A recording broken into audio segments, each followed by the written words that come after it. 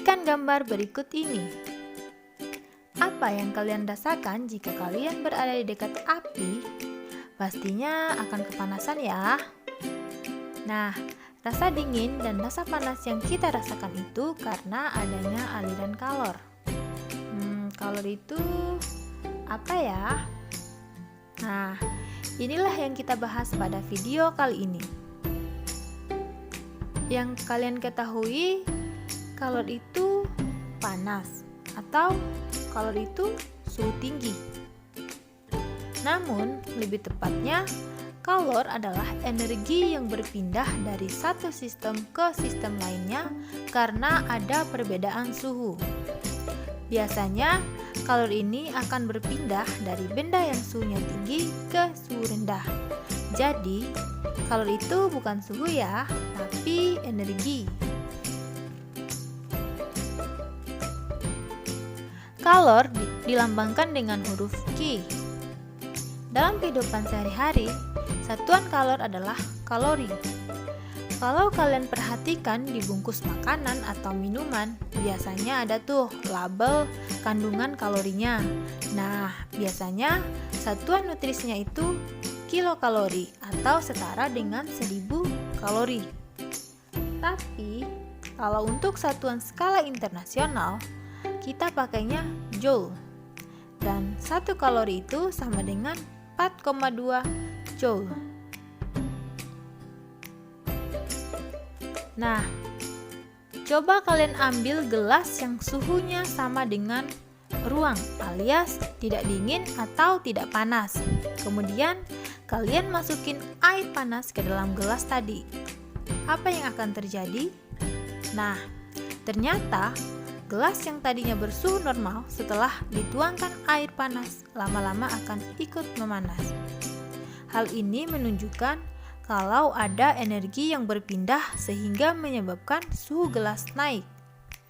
Jadi, kesimpulannya adalah kalor atau energi yang berpindah bisa mengubah suhu suatu sistem yang disentuhnya. Tapi, seberapa besar sih perubahan suhu akibat kalor ini? Ada 2 faktor nih yang berpengaruh. Yang pertama adalah massa suatu sistem. Nah, semakin besar massanya, maka akan semakin banyak kalor yang diperlukan untuk merubah suhu suatu sistem. Contohnya, kalian memanaskan air 1 liter sama memanaskan air setengah liter. Kemudian di 2 wadah yang berbeda. Tapi nyala apinya itu sama-sama kecil. Ternyata dalam waktu 5 menit, air yang setengah liter itu bakal lebih cepat panas daripada air yang 1 liter. Nah, bagaimana kalau kasus yang kita panasin itu zat yang berbeda meskipun masanya sama? Misalnya nih, kita mau memanaskan 1 kg besi dan 1 kg timah dan ditempatkan dalam suatu tempat yang berisi air mendidih. Setelah 30 menit, kedua bola akan mencapai kesetimbangan termal dengan air dan memiliki temperatur yang sama dengan temperatur air. Kemudian, kedua benda diangkat dan ditempatkan di atas kepingan parafin. Beberapa sekon kemudian, bola besi dapat melelehkan parafin dan jatuh menembus parafin. Sedangkan pada bola timah hampir tidak dapat melelehkan parafin. Kedua bola tersebut menyerap kalor dari air mendidih, kemudian memindahkan kalor tersebut pada parafin sehingga parafin meleleh. Oleh karena setiap benda memiliki kemampuan berbeda untuk melelehkan parafin, setiap bola akan memindahkan kalor dari air ke parafin dengan besar yang berbeda. Kemampuan yang dimiliki setiap benda berhubungan dengan kalor jenis benda tersebut. Jadi, definisi dari kalor jenis adalah sifat khas dari suatu zat yang menunjukkan seberapa baik suatu zat menyerap kalor. Semakin besar kalor jenis benda, semakin besar kemampuan benda tersebut menyerap kalor. Secara matematis, kalor jenis suatu zat dapat dituliskan sebagai berikut. kalor jenis suatu zat sama dengan kalor dibagi massa benda dikali perubahan temperatur. Untuk suatu benda, faktor Mc dapat dipandang sebagai satu kesatuan dari faktor ini disebut sebagai kapasitas kalor. Secara matematis dapat dirumuskan sebagai berikut. Kapasitas kalor sama dengan kalor jenis suatu zat dikalikan dengan massa benda, atau kapasitas kalor sama dengan kalor dibagi dengan massa benda. Besarnya kalor suatu zat dapat dirumuskan sebagai berikut.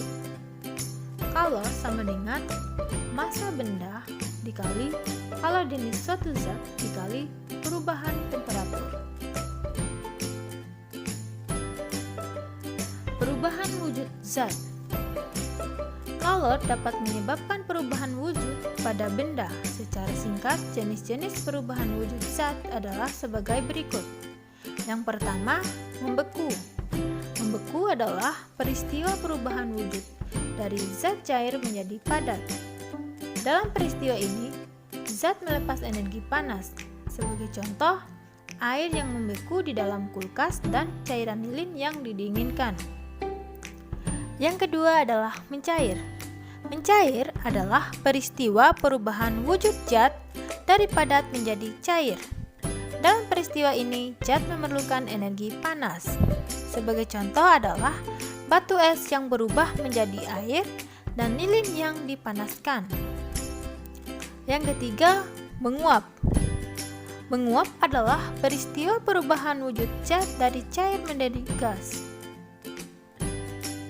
Dalam peristiwa ini, zat memerlukan energi panas. Sebagai contoh adalah air yang direbus sampai mendidih, lama-kelamaan akan habis dan bensin yang dibiarkan berada di tempat terbuka akan berubah menjadi gas. Yang keempat adalah mengembun. Mengembun adalah peristiwa perubahan wujud zat dari gas menjadi cair. Dalam peristiwa ini, gas melepaskan energi panas. Sebagai contoh adalah uap air yang terjadi di dinding luar jika es batu dimasukkan ke dalam gelas. Hubungan kalor laten dengan perubahan wujud zat. Kalor yang terlibat selama proses perubahan wujud zat disebut sebagai kalor laten. Selama proses perubahan wujud berlangsung, tidak terjadi perubahan suhu. Kalor laten tersebut dapat berupa kalor penguapan dan pengembunan yang dapat dihitung dengan rumus sebagai berikut.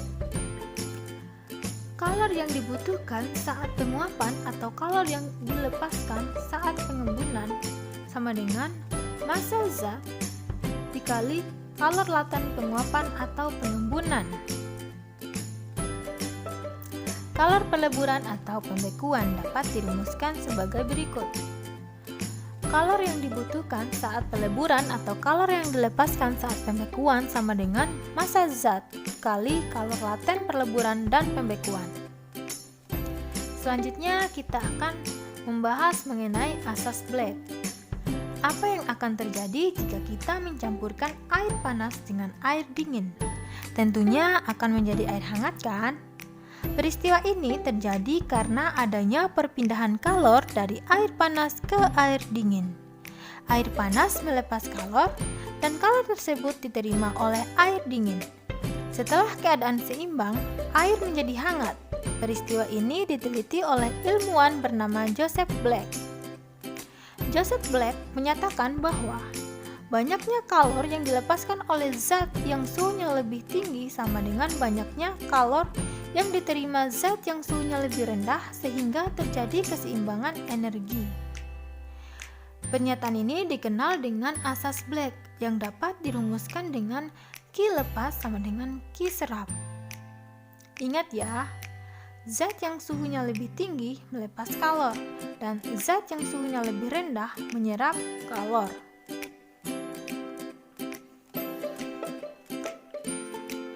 Sekian dulu penjelasan singkat tentang kalor. Berikan like jika video ini bermanfaat bagi Anda dan jangan lupa tonton video selanjutnya tentang perpindahan kalor.